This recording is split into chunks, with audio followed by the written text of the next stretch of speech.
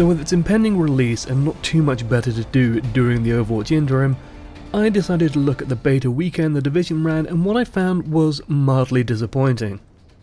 I'll do a simple preface. This is a beta with a lot of restrictions. The only story mission available is fairly short, and I'll get into that later, and it drops you off at level 4 after what I assume is a proper tutorial. That said, release is currently scheduled for March 8th, so core gameplay is likely to remain unchanged. I'll begin by saying that this is a pretty game. While the large sweeping shot of Manhattan isn't anything to brag about, and the game does look worse than its early trailers, it's still visually impressive, especially in fog or snow.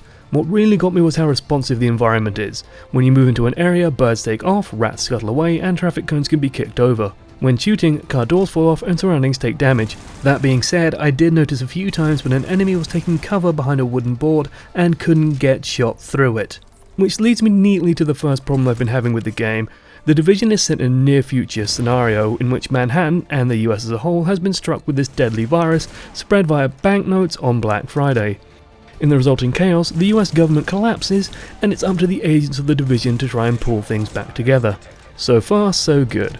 The result is a game that feels very grounded. Weapons have recoil, and you wear simple clothing and use real guns with some fancy high-tech gadgets mixed up in all of this.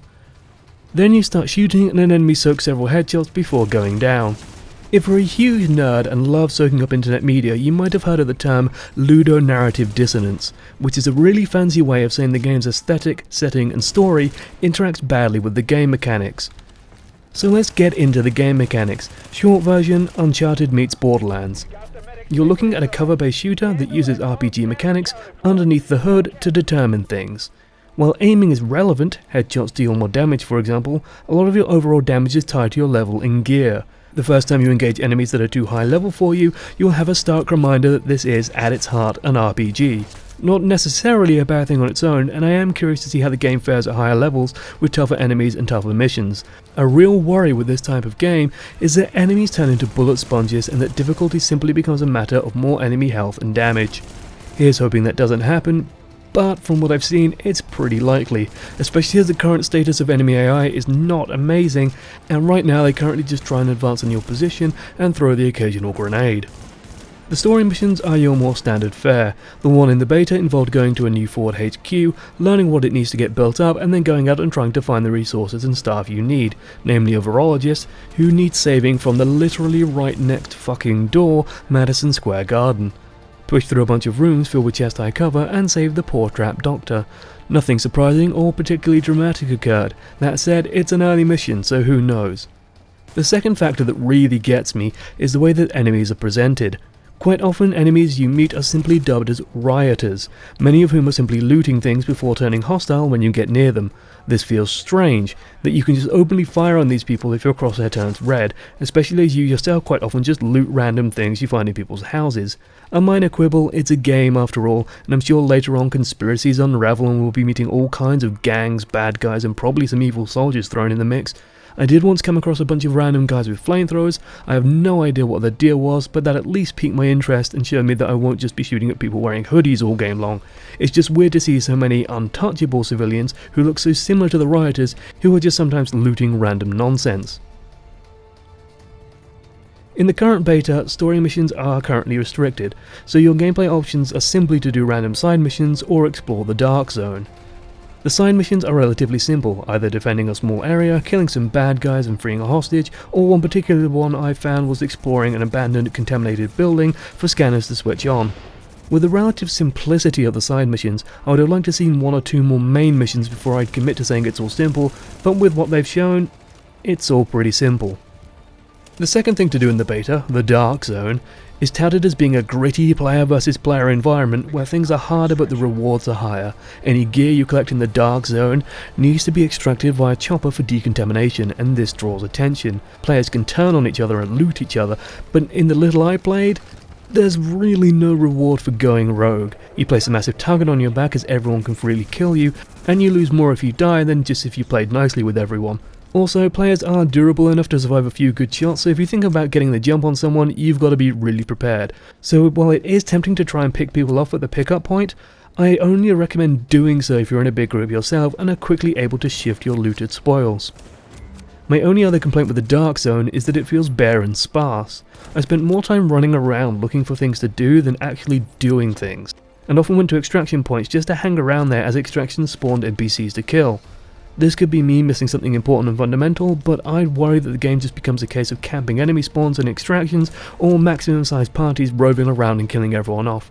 It's an interesting idea, but it really needs tightening up to find the fun of it quickly and easily. While we're on the Dark Zone, and the heady idea of getting better loot, let's talk about the loot and items. Because this game walks very much in the shadows of games like Warframe and Destiny, you'd hope that the looting is interesting. And it kind of isn't. The only suggestion of something interesting I saw was a handgun that had a special trait that made it stronger against people under 30% hit points, but otherwise it was a simple case of making a number slightly bigger. We had this problem back when Diablo 3 first came out, that all you did was pump up your primary attribute and your DPS number. The Division falls into the same trap. If it's armor, you want the bigger number. If it's a gun, you want the higher DPS number. Maybe at a higher level it has more depth, but I wasn't feeling excited at all when I saw a glowing beacon telling me something had dropped. As I played on PC, I'll also spend a moment to pull a total biscuit and talk port quality. The game ran at smooth 60 frames per second on my machine, which is admittedly fairly high end. Graphical glitches were few and far between, with one exception when a texture decided to go crazy. Changing zone fixed it, and I'm willing to write that off as a one-off. That said, this game does suffer from the issue that many console ports have. Menus feel clunky, and doing things like tinkering with my weapon mods or equipping and unequipping gear felt a little more fiddly than it should. At high levels, when running around with a full inventory, handling that is probably going to be a total mess. The core underlying gameplay that I can see as being okay, and it shines in a pack. If you can find friends to play with this, it could hold up, but its fun with friends has never been a strong argument. Personally, I'd like a better feel on what the content is like deeper in the game, and if it does get more substantive, then enter a room filled with cover, pump bullets into the bad guys until dead, and then move on to the next room. And if the Dark Zone gets more fleshed out with time. I'll also note that, standard for a Ubisoft title, the game is full of collectibles, which don't seem to really do anything in the beta. Not a radio tower in sight, however. This game wasn't much on my radar, and I'll still probably only keep a loose eye on it, as asked for full price it'd be hard to argue for it against something like Warframe, which has a far more satisfying combat engine and likely far more content. If I had to make predictions, and I fucking love making predictions, you'll probably see a more structured PvP mode implemented than relying on the Dark Zones. Right now I think the only way to get full enjoyment out of those is to find a guild, group up in a big pack and make yourselves a living nightmare. Otherwise it's just a slightly riskier version of the Outer World with no chance of a larger, structured, more interesting mission inside of it. Ultimately, I wouldn't recommend The Division right now. If you're still interested in the game, hold off from pre-ordering. Maybe they've made the classic error of showing too little and expecting people to be wowed. Or maybe they're hoping nobody notices their very pretty game feels a little bit uninteresting. With more information on how the story mode progresses, it's impossible to be truly declarative. So I'll just make a statement of what I've played. I would not pay full price for more of that. I like to think of this game as indicative of Ubisoft as a whole, a company that has a huge staff, and as a result decisions tend to feel very done by committee, resulting in a weird middle ground where it's a loot-based shooter that tries to emulate its rivals, but doesn't quite get what makes them exciting. It wants to be a more gritty, modern version of Destiny, but the setting makes it feel weird, and I'm struggling to imagine what the equivalent of a dungeon run looks like in this game. Making interesting PvE encounters in a realistic setting is always going to be tricky, and having bosses soak thousands of bullets will always kinda be weird. The result is a game that doesn't really seem to offer anything. From this beta it's hard to establish what the primary gameplay loop would be at the end game. If it's running the same top end missions over and over for better loot after what's been shown, there's better games to do that in, so consider me hesitant on it for now. Thanks for watching to the end. This has been my first impression of The Division from the 29th of January beta weekend event. Let me know if you like this kind of thing, what your impressions of the game are, and well, anything on your mind. The comment section is there for a reason, even if it is to tell me to make more Overwatch content, which I am, in secret. Shh. Toodles.